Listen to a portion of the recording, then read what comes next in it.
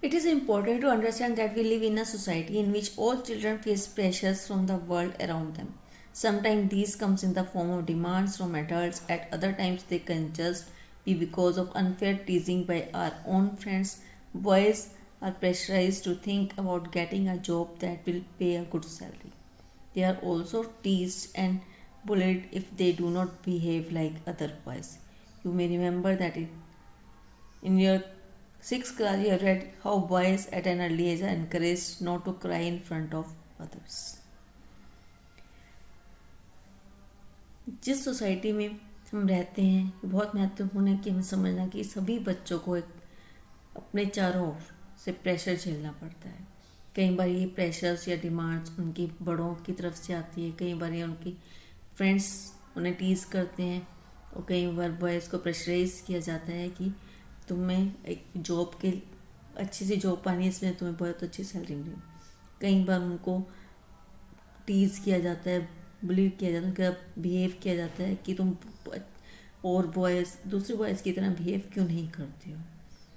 आपने पिछली क्लास में पढ़ा था कि हमेशा बॉयज़ को बचपन से ही सिखाया जाता था कि तुम्हें किसी के सामने रोना नहीं है, तुम गर्ल्स लड़कियों की तरह नहीं रो सकते. तो these are the pressures because all the human beings are having the sentiments. They can express their views, their cries, they can express their expressions, what they are feeling, they express their feelings. It is the right of every human being. Let's study a story of Xavier was happy with the result of the class 10 board exam, though his marks in science and maths were not high. He had done well in his favorite subjects, history and languages. When his parents saw his report card, however, they did not look pleased at all. Xavier बहुत खुश था जब उसका 10th का result आया.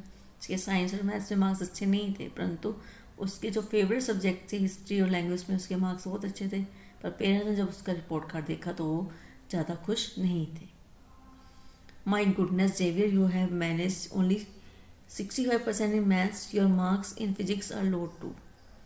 I know, Mama, but it is okay because I don't want to take maths or science. I want to study history.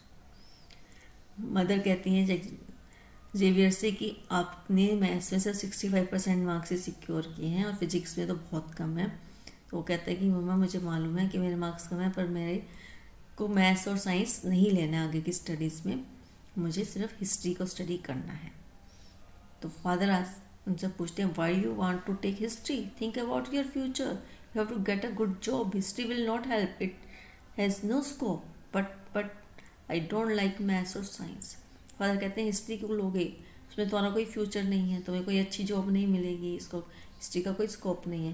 तो कहते हैं पर मुझे मैथ्स और साइंस अच्छा नहीं लगता. वो विरोध करते हैं. Be sensible son, take maths and you can study computer side by side. The job market for computers is very good. तो पेरेंट्स प्रेशर करते हैं कि आपको मैथ्स ही लेना है और साथ के साथ कंप्यूटर भी पढ़ना है, क्योंकि जॉब मार्केट में कंप्यूटर की बहुत वैल्यू है, आपको कंप्यूटर आना चाहिए तभी आपको अच्छी जॉब मिलेगी. तो there are some questions are asked on the basis of this story. Read the story below and answer the question. If you were Xavier, what subject would you choose and why? In your experience, what are some of the other pressures that boys experience? आपने paragraph पढ़ा, story पढ़ी, इसमें इन दोनों question के answers आपको में लिखने हैं या एक्टिविटी नोटबुक में लिखिए और सैटरडे को मुझे भेजिए कि आप अगर जेवियर होते तो आपको कौन सा सब्जेक्ट लेना पसंद करते और क्यों, और कौन से प्रेशर्स बॉयज़ को झेलने पड़ते हैं, उन सब के बारे में आपको लिखना है.